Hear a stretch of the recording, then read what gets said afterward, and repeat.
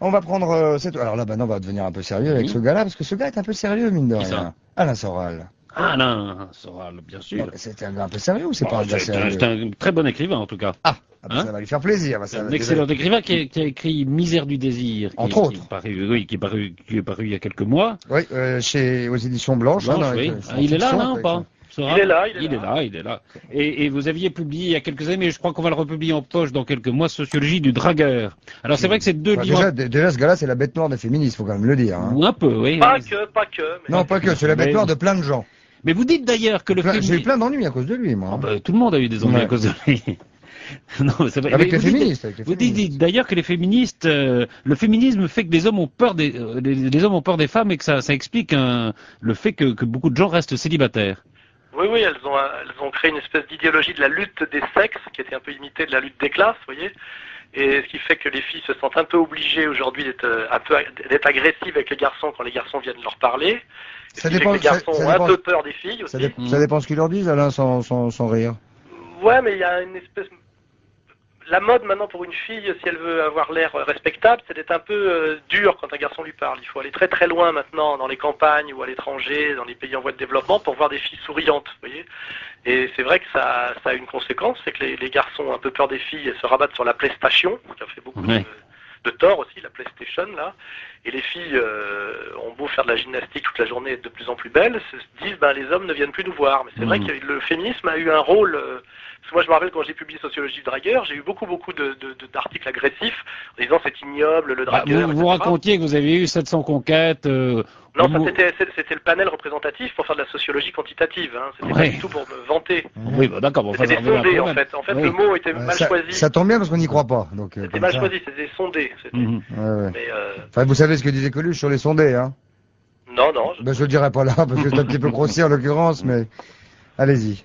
Et donc, je pense qu'il y a le célibat volontaire aujourd'hui, parce que on va dire le chauffage au gaz et les surgelés font qu'aujourd'hui on n'est plus obligé absolument de se mettre en couple pour affronter la vie comme au 19e siècle où il fallait que l'homme aille couper le bois pour faire le chauffage, la femme faisait la soupe, ça prenait 2 heures. C'est vrai qu'aujourd'hui on peut être seul, mais il y a aussi des gens qui n'arrivent pas à sortir de la solitude. Il y a ces deux aspects.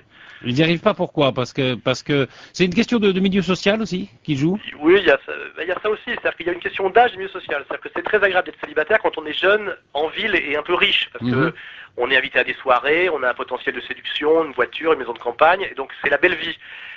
Plus on s'appauvrit et plus on vieillit, ce qui ne va pas forcément ensemble. Mais on va dire que aux antipodes du jeune riche, le vieux pauvre, lui, cette solitude, elle est complètement subie. C'est-à-dire que c'est très très dur d'avoir un potentiel de séduction quand on est un vieux monsieur pauvre. Et si ce monsieur-là n'a pas rencontré femme quand il était jeune et fringant, et qu'il a laissé passer le cap, il y a très peu de chances qu'il retrouve jamais une femme. Hein. Alors ça, c'est très très dur pour tous ceux qui nous écoutent, qui ont 35, 40, c'est ça?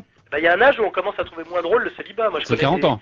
Je connais des camarades de mon âge qui ont beaucoup rigolé en disant c'est génial de ne pas avoir de femmes, on peut avoir toutes les femmes. C'est-à-dire quand ils avaient 30 ans.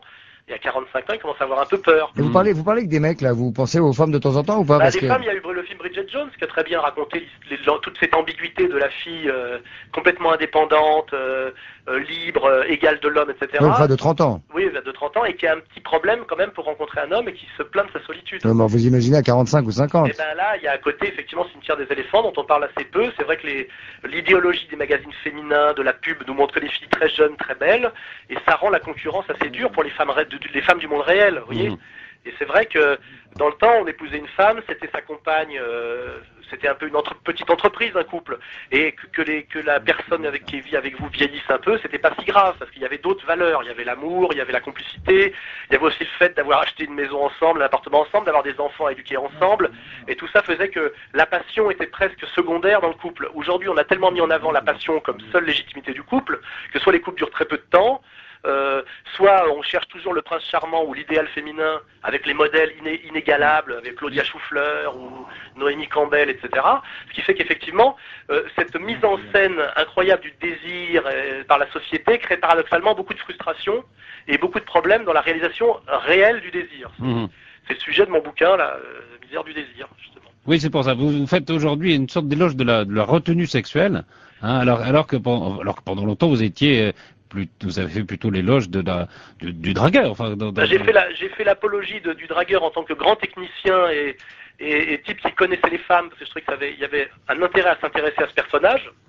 Je le critiquais d'ailleurs autant que je le magnifiais. Mais c'est vrai qu'aujourd'hui, je me rends compte que on voit très bien aujourd'hui des mouvements pratiquement féministes créer le speed dating, ou même créer du tourisme sexuel pour femmes riches à Saint-Domingue. C'est-à-dire qu'aujourd'hui, il y a 20 ans, le dragueur était un ignoble dégueulasse. C'était l'image de Jean-Pierre Mariel dans Les Galettes de Pont-Aven. Formidable, exceptionnel. Un film exceptionnel, personnage exceptionnel. Et aujourd'hui, les féministes sont presque se dire on va se cotiser pour se payer des dragueurs, enfin genre même aller à des specs de Chippendale, parce qu'elles disent souvent il n'y a plus d'hommes, les hommes ne nous regardent plus, on leur fait peur.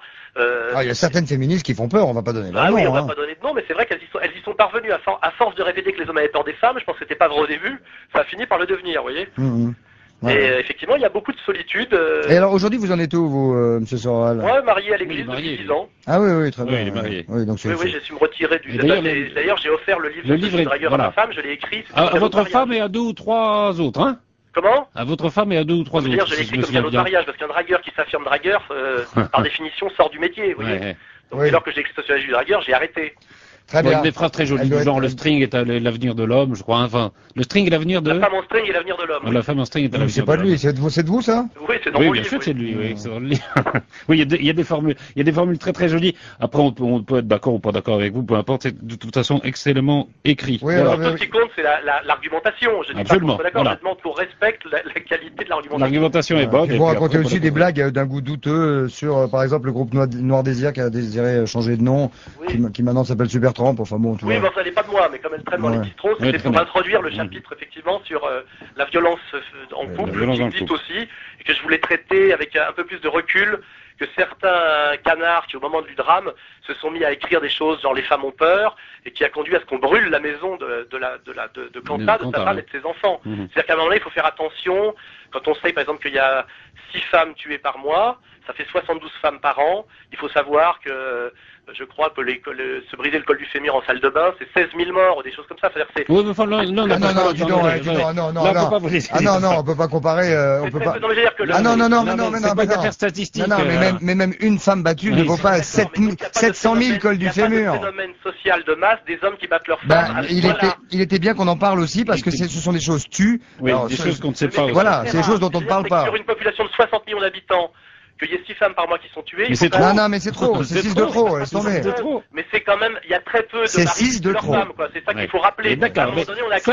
Alain Soral, ça c'est votre côté. Ça fait partie du Alain Soral, ça. Oui, qui est pas forcément le plus agréable d'ailleurs, ce petit côté-là. Les femmes ne sont pas en danger de mort, c'est ça que je voulais dire. Ah, toutes, mais il y en a, et il suffit qu'il y en ait une pour que ça soit grave. Merci Alain Soral en tout cas. Oui, enfin. Merci de m'avoir invité. Salut. Misère du désir, je rappelle, c'est aux éditions Blanches et puis. Tu m'étonnes avec les conneries que vous dites aussi sur l'école du fémur et les femmes battues. Enfin, franchement, tu m'étonnes que vous soyez pas invité. Ah, il y a des vérités difficiles à dire. Mais non, c'est pas une vérité, enfin. Mais non, enfin, c'est de la provocation. Un peu provoqué. Bon, allez. Mais c'est très très bien écrit. Misère du désir. Ça va, tu l'as dit 3 fois, arrête de lui mouiller la compresse. C'est vrai, non, c'est vrai en plus. Jaloux. Allez, salut Alain Soral. Salut.